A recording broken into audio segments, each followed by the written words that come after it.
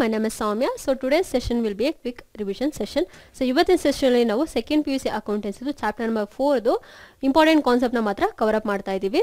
ಈ chapter in detail explanation already ಆಗಿದೆ. So ಇವತ್ತಿನ ಸೆಷನ್ ಅಲ್ಲಿ ಮೇನ್ ಕಾನ್ಸೆಪ್ಟ್ ನ ಮಾತ್ರ ನಾವು ಕವರ್ ಅಪ್ ಮಾಡೋಣ. So chapter number 4, reconstitution of a partnership firm, that is retirement and death of a partner. So admission of a partner already ಆಗಿದೆ. ಇವಾಗ retirement and death of a partner ನೋಡೋಣ. So introduction and new profit sharing ratio or gaining ratio. So first meaning of retirement andre ಏನು ಅಂತ ತಿಳ್ಕೊಳ್ಳೋಣ. Retirement of a partner means ceasing to be a partner of the firm. So the different ways by which a partner can retire from the firm are,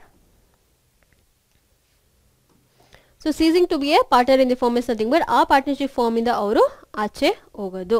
so different types of retiring ನೋಡೋಣ with the consent of all the partners. So ಎಲ್ಲ ಪಾರ್ಟ್ನರ್ಸ್ದು consent ಇದ್ರೆ ಮಾತ್ರನೇ ಅವರು retirement ಆಗೋಕ್ಕಾಗೋದು, ಮತ್ತು ಎಲ್ಲರೂ ಒಪ್ಕೊಂಡು ಅದಾದಮೇಲೆ ಆ ಪರ್ಟಿಕ್ಯುಲರ್ ಪಾರ್ಟ್ನರ್ ರಿಟೈರ್ ಆಗ್ತಾರೆ. Next, by giving notice in writing to all the partners of his intention to retire in case of partnership at will. So partnership ಅಲ್ಲಿ ಬಂದ್ಬಿಟ್ಟು ಅಗ್ರಿಮೆಂಟ್ ಏನಾದರೂ ಆಗಿದ್ರೆ ಅವರು ರಿಟೈರ್ಮೆಂಟ್ ಆಗೋಕ್ಕೂ ಮುಂಚೆ ಎಲ್ಲ ಪಾರ್ಟ್ನರ್ಸ್ಗೂ ಒಂದು ಲೆಟರ್ ಬರೀಬೇಕು, ಯಾವ ರೀಸನ್ಗೋಸ್ಕರ ರಿಟೈರ್ಮೆಂಟ್ ಆಗ್ತಾ ಇದ್ದೀವಿ ಅಂತ. Next, in accordance with the terms of the agreement between the partners. So ಅವ್ರೇನು ಅಗ್ರಿಮೆಂಟ್ ಹಾಕಿರ್ತಾರೆ ಅಲ್ಲ, ಸೊ ಅಗ್ರಿಮೆಂಟ್ ಪ್ರಕಾರ ಅವರು ರಿಟೈರ್ಮೆಂಟ್ ತಗೊಬೋದು. Next, liability of a partner. Liability of the firm for the acts before retirement, that is section 32 subsection 2. A retiring partner remains liable for all the acts of the firm up to the date of his retirement. So ಯಾರು retirement ಆಗ್ತಿದಾರಲ್ಲ ಆ partner ಬಂದ್ಬಿಟ್ಟು ಅವ್ನು retire ಆಗೋ date ತನಕ, ಆ ದಿವಸದ ತನಕ ಅವನು ಬಂದ್ಬಿಟ್ಟು ಅವನು ಎಲ್ಲ ರೀತಿಯಾದ ಲಯಬಿಲಿಟಿ ಆಗಿರಲಿ, ಪಾರ್ಟ್ನರ್ಶಿಪ್ ಫರ್ಮಲ್ಲಿ ಏನೇನಿದೆ ಅದೆಲ್ಲದಕ್ಕೂ ಅವನು ಲಯಬಲ್ ಆಗಿ ಇರ್ತಾನೆ. However, a retiring partner may be discharged from his liability by an agreement between himself, third party and the continuing partner. So, ಅವರು ಎಲ್ಲ ಲಯಬಿಲಿಟಿಯಿಂದ ಅವರು ವಾಪಸ್ ಬರಬೇಕು ಅಂದರೆ ಡಿಸ್ಚಾರ್ಜ್ ಆಗಬೇಕು ಅಂತ ಅಂದರೆ ಅವ್ರದ್ದು ಅಗ್ರಿಮೆಂಟ್ ಪ್ರಕಾರ ಯಾರು ಥರ್ಡ್ ಪಾರ್ಟಿ ಮತ್ತು ಆರ್ಗನೈಸೇಷನ್ ಮತ್ತು ಆಲ್ರೆಡಿ ವರ್ಕ್ ಮಾಡ್ತಿರೋ ಪಾರ್ಟ್ನರ್ಸ್ ಇವ್ರ ಮಧ್ಯ ಅವರು ಡಿಸ್ಕಸ್ ಮಾಡಿ ಅದನ್ನು ಡಿಸ್ಚಾರ್ಜ್ ಮಾಡ್ಕೊಬೋದು. Next, liability of the firm for the acts after retirement, that is section 32 subsection 3. A retiring partner also continues to be liable to third parties for the act of the firm even after his retirement until a public notice of his retirement is given. So ಒಂದು person ಬಂದ್ಬಿಟ್ಟು retirement ಆದ್ರೂ ಕೂಡ ಅವನು ಬಂದ್ಬಿಟ್ಟು ಇಲ್ಲಿ ಒಂದು liable ಆಗಿ ಇರ್ತಾನೆ ಥರ್ಡ್ ಪಾರ್ಟಿಗೆ. ಎಲ್ಲಿವರೆಗೂ ಅಂತಾನೆ ಅವನು ಒಂದು ಪಬ್ಲಿಕ್ ನೋಟಿಸ್ ಇಶ್ಯೂ ಆಗೋ ತನಕ, ಇವರು ರಿಟೈರ್ಮೆಂಟ್ ಆಗಿದ್ದಾರೆ ಅಂತ ಪಬ್ಲಿಕ್ ನೋಟಿಸ್ ಇಶ್ಯೂ ಆಗೋ ತನಕನೂ ಅವರು ಒಂದು ಥರ್ಡ್ ಪಾರ್ಟಿಗೆ ಲಯಬಲ್ ಆಗಿರ್ತಾರೆ, ಅವ್ರು ರಿಟೈರ್ಮೆಂಟ್ ಆದ್ರೂ ಕೂಡ ಫರ್ಮಿಂದ. Next, various matters that needs accounting adjustment at the time of retirement are. So retirement ಆಗೋ ಟೈಮಲ್ಲಿ ಬುಕ್ಸ್ ಆಫ್ ಅಕೌಂಟ್ಸ್ ಅಲ್ಲಿ ಏನೇನು ಅಡ್ಜಸ್ಟ್ಮೆಂಟ್ ಮಾಡಬೇಕು ಅಂತ ನೋಡೋಣ. ಫಸ್ಟ್ ಬಂದ್ಬಿಟ್ಟು determination of new profit sharing ratio. So ಇವಾಗ ಫಾರ್ ಎಕ್ಸಾಂಪಲ್ ಒಂದು ಪಾರ್ಟ್ನರ್ಶಿಪ್ ಫಾರ್ಮಲ್ಲಿ ABC ಅಂತ ಪಾರ್ಟ್ನರ್ಸ್ ಇರ್ತಾರೆ. ಸೊ ABCಯಲ್ಲಿ ಬಂದ್ಬಿಟ್ಟು B ರಿಟೈರ್ಮೆಂಟ್ ಆಗ್ತಿದ್ದಾರೆ ಅಂತ ಅಂದರೆ, ಸೊ 3 ಜನ ಇರಬೇಕಾದ್ರೆ ಅವರು 1:2:1 ಅನ್ನೋ ರೇಷಿಯೋದಲ್ಲಿ ಪ್ರಾಫಿಟ್ ಶೇರಿಂಗ್ ಮಾಡ್ತಿದ್ದಾರೆ ಅಂತ ಅನ್ಕೊಳ್ಳೋಣ. ಇವಾಗ B ರಿಟೈರ್ಮೆಂಟ್ ಆಗ್ತಿದ್ದಾರೆ ಅಂತಾರೆ, ಈ 2 ಬಂದ್ಬಿಟ್ಟು ಹೋಗ್ಬಿಡುತ್ತೆ. ಸೊ ಮಿಕ್ಕಿರೋ A ಮತ್ತು C ಅವರು ಈಕ್ವಲ್ ಆಗಾದರೂ ಶೇರ್ ತೊಗೊಬೋದು, ಇಲ್ಲ 1:2 ಅಂತಾರು ತೊಗೊಬೋದು, ಇಲ್ಲ 2:1 ಅಂತಾರು ತೊಗೊಬೋದು. ಅವ್ರು ಅದನ್ನು ಡಿಸೈಡ್ ಮಾಡ್ಕೊಬೇಕು. Next, determination of gaining ratio. So retiring ಪಾರ್ಟ್ನರ್ದು ಗೇನಿಂಗ್ ರೇಷಿಯೋ, ರಿಟೈರ್ಮೆಂಟ್ ಆಗ್ತಿರೋ ಪಾರ್ಟ್ನರ್ದು ಮತ್ತು ಎಕ್ಸಿಸ್ಟಿಂಗ್ ಪಾರ್ಟ್ನರ್ದು ಗೇನಿಂಗ್ ರೇಷಿಯೋ ಏನಂತ ನಾವು ತಿಳ್ಕೊಬೇಕು. Next, treatment of good will.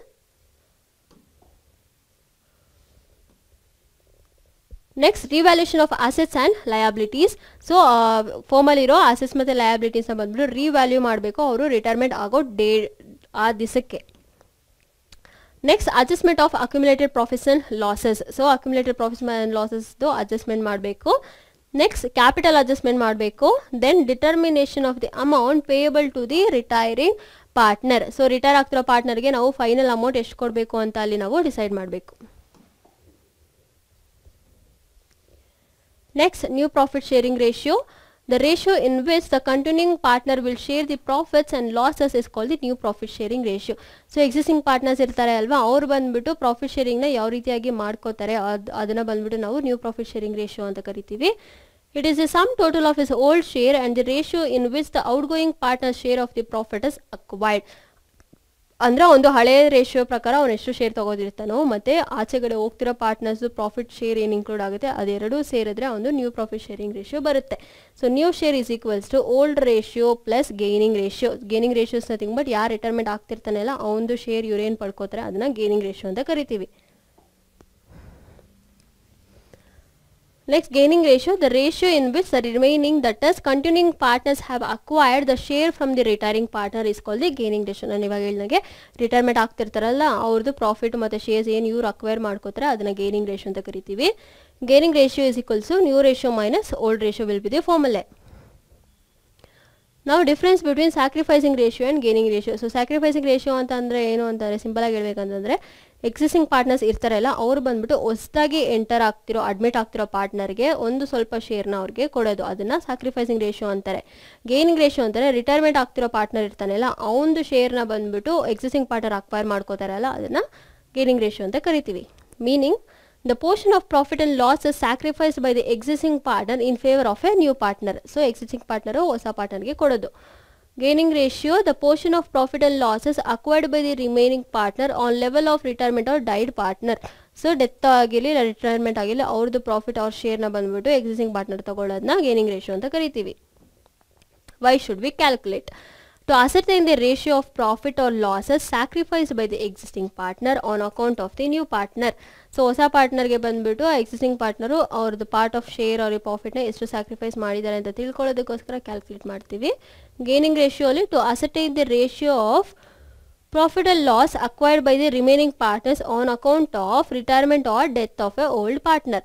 So profit and loss ಎಷ್ಟು ಅಕ್ವೈರ್ ಮಾಡ್ಕೊಂಡಿದ್ದಾರೆ ಈ ರಿಟೈರ್ಮೆಂಟ್ ಅಂದ ಮತ್ತೆ ಡೆತ್ ಆಗಿರೋ ಪಾರ್ಟ್ನರ್ ಬಿಟ್ಟು ಎಕ್ಸಿಸ್ಟಿಂಗ್ ಪಾರ್ಟ್ನರ್ ಅಂತ ತಿಳ್ಕೊಳ್ಳೋದಕ್ಕೋಸ್ಕರ ನಾವು ಕ್ಯಾಲ್ಕುಲೇಟ್ ಮಾಡ್ತೀವಿ. When to be calculated? At the time of admission of a new partner. So sacrificing ratio ಯಾವಾಗ ನಾವು ಕ್ಯಾಲ್ಕುಲೇಟ್ ಮಾಡ್ತೀವಿ ಹೊಸ ಪಾರ್ಟ್ನರ್ ಆರ್ಗನೈಸೇಷನ್ ಅಲ್ಲಿ ಅಡ್ಮಿಟ್ ಆದಾಗ. ಸೊ ಗೇನಿಂಗ್ ರೇಷಿಯೋ ಯಾವಾಗ ಕ್ಯಾಲ್ಕುಲೇಟ್ ಮಾಡ್ತೀವಿ ರಿಟೈರ್ಮೆಂಟ್ ಇಲ್ಲ ಡೆತ್ ಆಗೋ ಟೈಮಲ್ಲಿ ನಾವು ಅದನ್ನು ಮಾಡ್ತೀವಿ. How to calculate? Sacrificing ratio is equals to old ratio minus new ratio.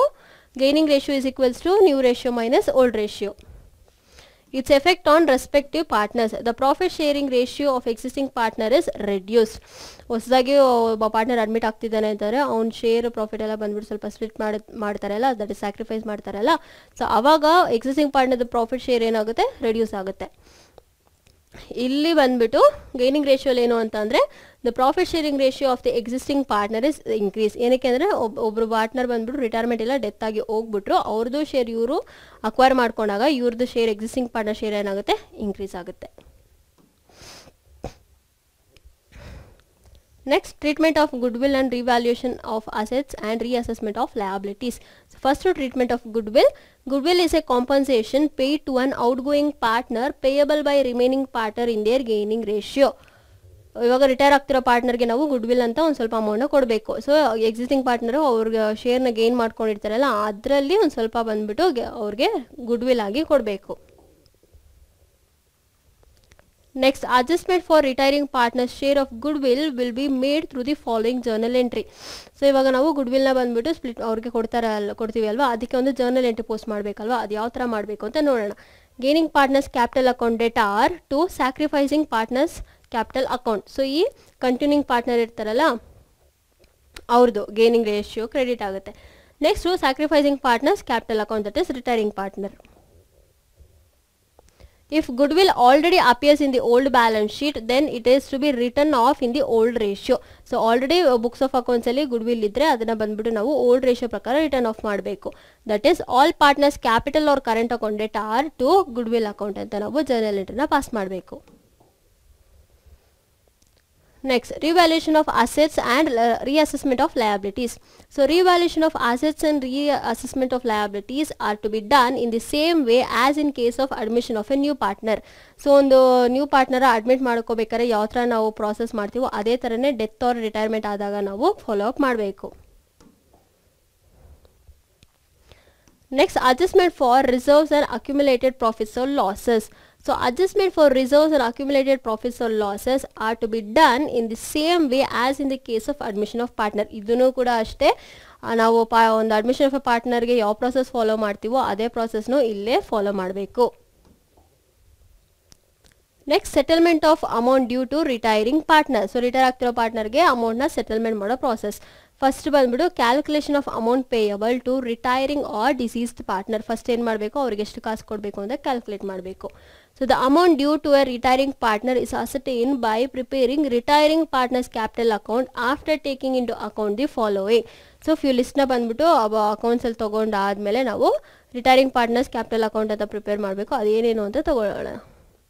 Items to be credited, that is opening balance of a capital and current of account of a retiring partner. Next, his share in the profit of the revaluation account. So revaluation account ಅಲ್ಲಿ ಅವನದು share ಎಷ್ಟಿದೆ ಅದನ್ನು ತಗೊಬೇಕು.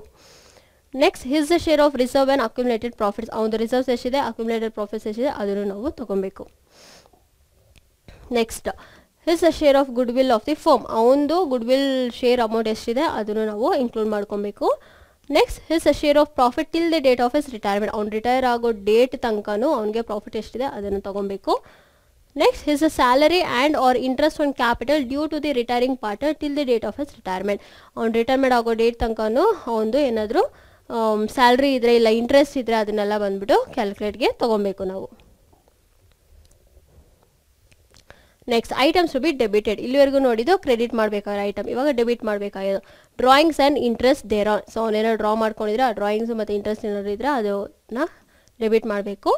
Next share in the accumulated loss of past year or years. So previous past years ಏನಿರುತ್ತೆ ಅದರದ್ದು accumulated loss share ಏನಾದರೂ ಇದ್ದರೆ ಅದನ್ನು ತೊಗೊಬೇಕು.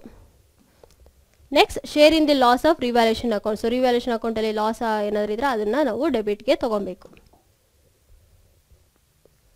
Next settlement of the amount due to the retiring partner. The amount due to the retiring partner is either paid off immediately or is transferred to his loan account. So ಅವನು share ಏನು ಕೊಡಬೇಕೋ ಅವನಿಗೆ ಕೊಡಬೇಕಾಗಿರೋ ಕಾಸು immediate ಆದರೂ ಕೊಡ್ತಾರೆ, ಇಲ್ಲ loan account ಮೂಲಕ ಆದರೂ ಕೊಡ್ತಾರೆ. So the retiring partners loan account will appear in the books of the new firm as a liability until it is paid of finally. So ಒಂದು ಕಾಸು ಫುಲ್ಲು ಪೇಡ್ ಆಫ್ ಆಗೋ ತನಕನೂ ಲೋನ್ ಅಕೌಂಟಲ್ಲಿ ಅದನ್ನು ಅವರು ಬುಕ್ಸ್ ಆಫ್ ಅಕೌಂಟ್ಸ್ನ ತೋರಿಸ್ತಾರೆ. So journal entry, the following journal entries are passed in the regard if the amount is immediately paid off. So ತಕ್ಷಣಕ್ಕೆ ಎಲ್ಲ ಅಮೌಂಟು ಪೇ ಆಫ್ ಮಾಡಿದ್ರೆ. Retiring partners capital account data to cash or bank account. In case the amount is not paid immediately, for amount due transfer to retiring partners loan account, that is retiring partners capital account data to retiring partners loan account.